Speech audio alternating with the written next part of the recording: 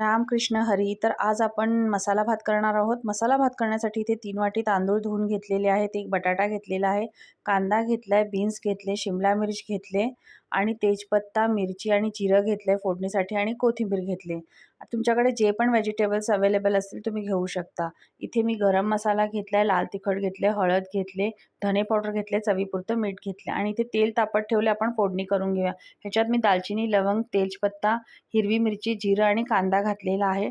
आता मी शिमला मिर्च ॲड करत आहे. त्याच्यानंतर आपण बीन्स, आपल्याकडे जे पण व्हेजिटेबल्स घेतलेले आहेत ते आपण ह्याच्यात ॲड करून घेऊया आणि हे साधारणतः 2 ते 3 मिनटं आपण चांगल्या पद्धतीने भाजून घेऊया.